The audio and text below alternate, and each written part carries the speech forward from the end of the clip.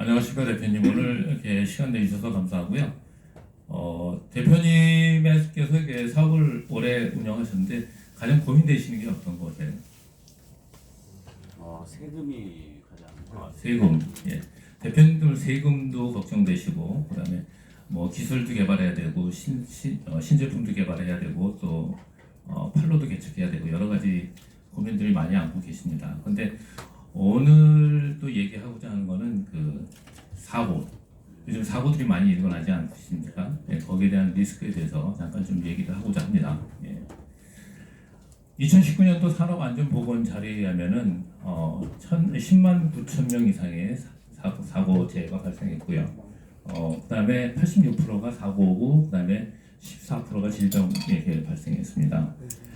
이런 것들 보면은 계속 그 해마다 증가 추세에 있고요. 사망자는 일부 줄어들고 있지만 엄청난 사고 재해가 발생하고 있습니다. 사고뿐만 아니라 질병도 계속 증가하고 있는 추세인데요. 이 사고는 업종별로 보면은 제조업뿐만 아니라 보통 우리가 쉽게 생각할 때는 제조업이라든가 건설업은 당연하게 사고가 난다고 생각하고 있고, 대표님과 같이 그 서비스업 쪽에서는 우리는 뭐 사고 그렇게 많이 나지 않아라고 하고 있지만, 서비스업, 그다음에 기타 업종에서도 전체 사고자 사망의 한 20%가 발생하고 있습니다. 규모별로 보면은 전체 사고 사망자 중에 한 70%, 77%가 50명 이하의 업종에서 발생하고 있고요. 그래서 작은 업체에서 많이 발생하고 있습니다. 큰 업체 같은 경우는 뭐 대책을 잘 마련하고 있고요. 그것은 사고뿐만 아니라 그 전체적으로 사고 사망자는 줄어들고 있지만은 지금 사고가 추가하고 있고요. 그 다음에 이제 최근에 그 재해 인정되는 범위가 엄청나게 늘어나고 있습니다. 그래서 출퇴근뿐만 아니라 회식이라든가 질병 이런 다양한 케이스가 이렇게 적용이 되고 있기 때문에 그 범위가 확대되고 있습니다. 그래서 최근에 보시면 그 뉴스에 나와있듯이 그 LG 디스플레이 사고 났었죠. 그리고 광양 제철소에서 사고가 났는데 이런 전형적인 뭐 대기업에서 대책을 잘 마련하고 있음에도 불구하고 사고는 끊임없이 일어나고 있는데요. 사례를 보면은 과로사 같은 경우, 과거에는 과로사 같은 경우에 그 근로 시간에 대해서 초과 근무를 했느냐 이런 쪽으로 집중적으로 봤는데, 최근에는 시간이 초과되지 않았어도 또 불규칙한 야근이라든지 또는 뭐 기타 업무 강도 이런 것들을 따져가지고 과로사, 원래 원심에서는 이게 산재로 인정되지 않았는데 대법원에 가서 뒤집혀가지고 산재로 인정된 그런 사례들이 있습니다. 그래서 최근에는 아까 연결되는 것이 단순히 근로 시간에만 초점하는 것이 아니라 업무 강도라든가 이런 것들을 감안해서 그 과로사라는 것이 판정이 이루어지고 있습니다. 그 다음에 회식 후에 술 취한 상태에서 우리 회장님 조심하세요. 길 건널 때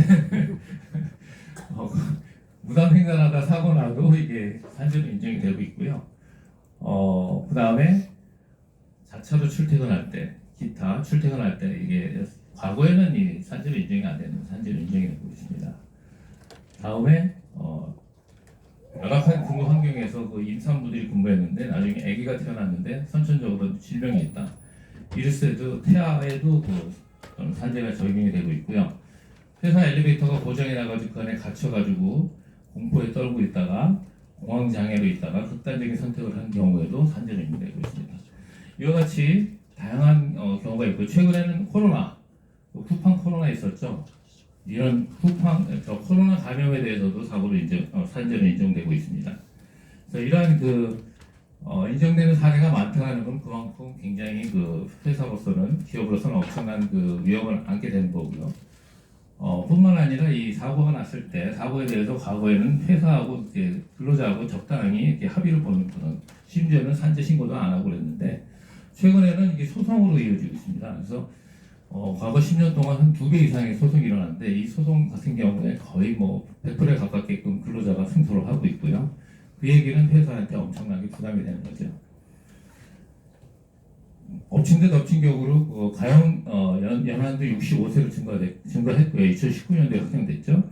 최근엔 70세로 또 연장하자는 소리가 나오고 있습니다. 그래서 가동 연한이 연장된다는 소리는 그만큼 배상 금액이 커진다는 거죠. 그래서 남자 30세, 월급이 20세, 55세 정년으로 넣었을 때 대충 평균 민사 배상금이 4억을 넘게 나옵니다. 근데 사실 산재보험 같은 경우는 1억 남짓하게 나오는데 그 차액의 3억 이상을 회사에서 부담을 해야 된다는 그런 리스크를 안고 있습니다. 최근에 국회도 통과됐죠. 뭐 대표님께서 더 잘 알고 계시라고 봅니다. 물론 일정 기간 유예가 됐지만 그 일정 기간 유예가 됐다는 것이 그 완전 책임을 면책한다는 의미는 아니고요. 그래서 특히 사망 사고라든지 부터 그 안전 대책을 마련하지 않았을 때에 대한 그 기업주에 대한 처벌, 형사적인 처벌 플러스 배상 이런 리스크를 안고 있습니다. 만약에 사람이 한 명 죽으면은 최소한 그 6억, 기업주가 5억, 그다음에 회사에서 1억, 그래서 6억 정도의 그 손해배상을 해줘야 되고요. 그다음에 매출액의 10%뭐 이런 내용은 다 대표님께서 다 알고 계십니다. 그리고 피해 손해액의 5배까지 배상해야 되는 이런 리스크를 안고 있습니다. 문제는 근데 이게 대기업에 적용된다기보다는 전체 그 산재 사망에 보면 94%가 300명 미만의 그 중소기업에서 발생하고 있고요. 그 다음에 그중에 77%가 50명 미만 기업에서 소기업에서 발생하고 있습니다. 근데 이 월급의 6억이라는 게 보면 2018년도 자료에 의하면은 중소기업의 그 1년 연간 매출액이 평균이 4억 정도, 4억 110만 원이라고 합니다. 그러면 한 1.5배에 대한 그 벌금을 내야 되는데 이거는 그 이런 사고가 발생하면 한 명이라도 사망 사고 발생하면 소기업, 중소기업에서는 엄청난 타격, 심지어는 회사가 문을 닫아야 될 그런 사태도 발생할 수 있다고 봅니다. 몇 주 전에 또 대법원에서 산업안전법 형량 객기 확정됐죠. 그래서 이런 경우에 최대 뭐 10년 넘게 형을 살아야 되는 그런 경우가 있는데 이 경우에는 뭐 심적, 물적 여러 가지 굉장한 그 어려움을 겪게 될 거라고 봅니다. 그래서 대표님들 입장에서는 굉장히 고민이 많으실 거예요. 다시 말하면 이러한 그 대표님께서는 막대한 그 리스크를 안고 계시는데 민사배상뿐만 아니라 징벌적 손해배상금을 해야 되고 최악의 경우에는 형사적으로 그 처벌을 받게 되는 그런 사태까지도 올 수 있기 때문에 대표님 입장에서는 대한민국을 떠나고 싶은 그런 심정이실 겁니다.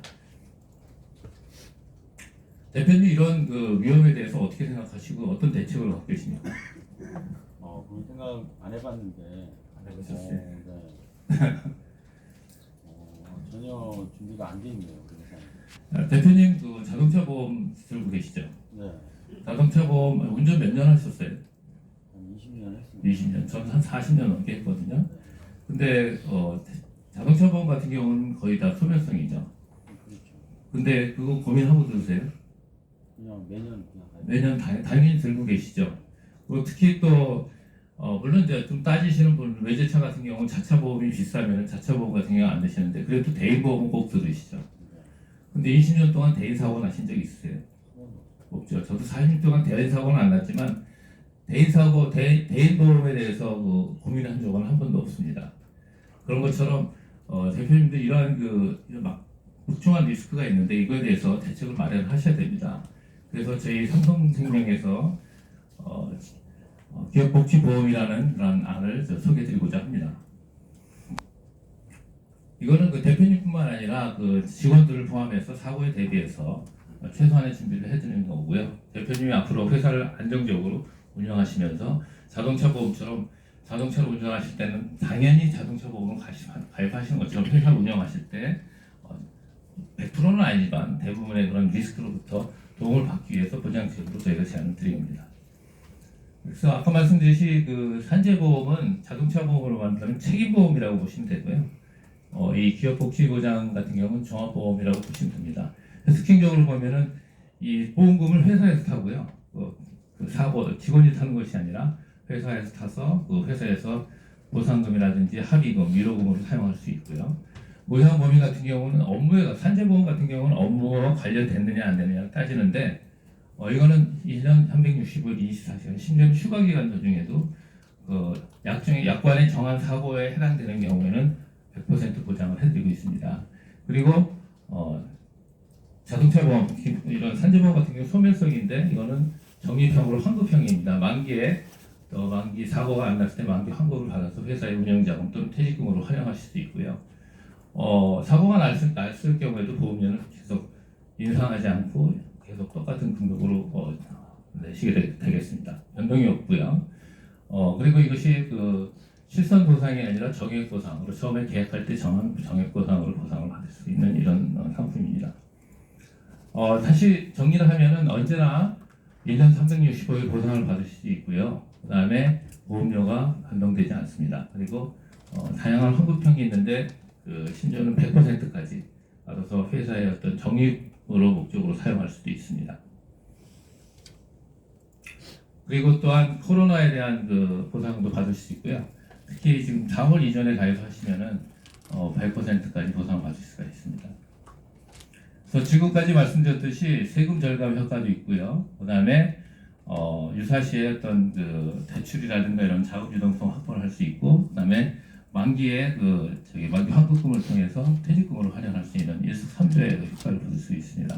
그래서 지금 가입하셔서 만기 때까지 보장 받으시고 필요시에 대출 받으실 수 있고 또는 비용쇼를 통해서 세제 혜택까지 받을 수 있는 이런 혜택이 있고요. 만기 시에는 환급금 받으셔서 퇴직금으로 적립해서 비용을 적립하시다가 대표님께서 퇴직하실 때 퇴직금을 받으셔서 노후 자금으로 활용하시는 이러한 그러니까 쉽게 말하면은 보장 받으시고 보장 기간 동안에 보장 받으시고 만기에 환급금 받으셔서 거의 뭐 이자 비용 정도로 보장을 받으신다고 보시면 되겠습니다.